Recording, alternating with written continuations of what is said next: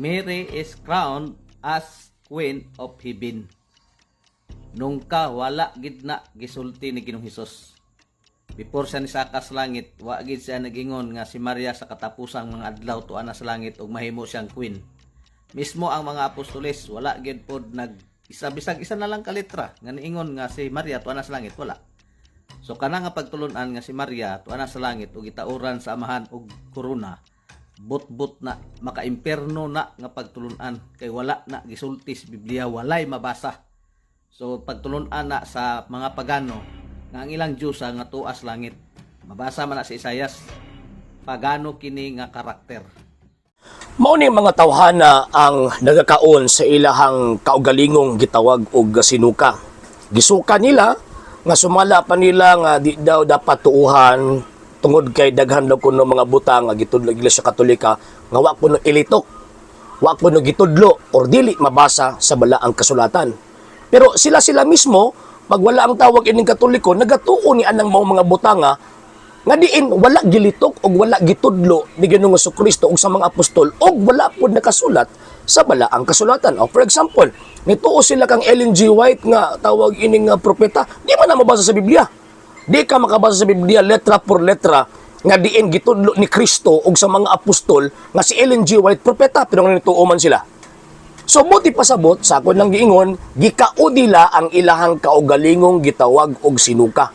Magamit lang nila o ginagamit lang nila pag Katoliko ang ilahang kaatubang kay gusto nila pakanon ang mga Katoliko sa ilang teaching o sa ilang pagtulunan nga makahilo. Wala gitudlo sa balaang kasulatan.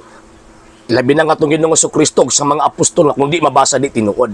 Pero dirita sa tawag ining argumento nga ang mahal nga Birheng Maria gikoronahan isip reyna sa langit ug sa yuta, ingon pa niya sa pagano daw kuno na ano sa ba nahitabo nga ang mahal nga Birheng Maria giilan namo isip reyna nga Dios, no?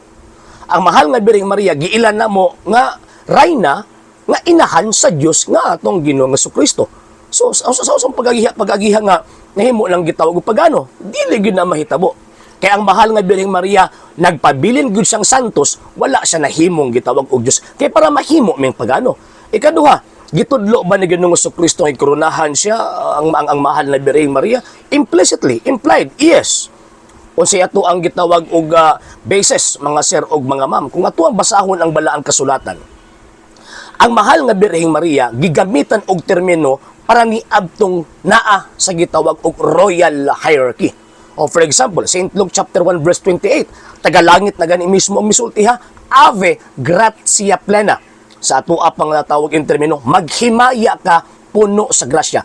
Kanang word nga maghimaya ka o sa Latin word Ave, ginalitok lamang ka na para didto sa mga hari o para didto sa mga reyna o mga prinsipe. Nga naman, kay kanang word magud nga Ave sa tawag ining panahon ni Ginoong Jesucristo, kinalitok lang na alang ni adtong naa sa gamahanan or naa sa gitawag og royal palace. Muna pag moagi ang emperor, mingon sila Ave, Ave. So nagpasabot kay gilitok man na sa anghel sa atubangan sa mahal nga birhen nga Ave gratia plena, buot ipasabot niya na nga ang tagalangit nag-ila kaniya. Nga labaw sa tanang gitawag og mga binuhat. Gawa sa Dios ha, nag-ila kaniya nga labaw sa tanang mga binuhat. Siya ang binuhat nga labaw sa tanang mga binuhat. Nga naman, kagiingnan sa termino pa lang, Ave gratia plena. Manong labaw mas tanang mga binuhat, kay siya lamang ang tao nga gipili sa Ginoong Dios nga mamahimong inahan sa Ginoo and at the same time mamahimong inahan sa hari sa mga hari o Ginoo sa mga Ginoo, di ba? St. Luke chapter 1 verse 43. Ang giingon sa ni Santa Elizabeth, ingon pa niya, ngano kaha nga miduaw man kanako ang inahan sa akong Ginoo. O kining Ginoo nga naa sa iyang taguangkan, sumala pa sa Book of Revelation chapter 19 verse 16 and Book of Revelation chapter 17 verse 14, mauna ang hari sa mga hari o Ginoo sa mga Ginoo. So sa may tawag nimo sa iyang mama? Maid? Dili. Ang tawag nimo sa iyang mama, reyna, kay ang iyang anak hari. Karon kay hari man ang tawag ng iyang anak. Kinsa may angayan mo korona niya? Ang mo korona niya, siyempre, katong mas labaw niya. Kinsa man mas labaw niya? Ang hari. Muna ko na ang basahon ang Revelation chapter 12 verse 1, nakita ni San Juan ang usa ka dakong pananawon, usa ka dakong tilimadon nga ang usa ka babay gikoronahan og tawag ining dusi kabituon. Liman ka ana nakit-an ni San Juan, babae.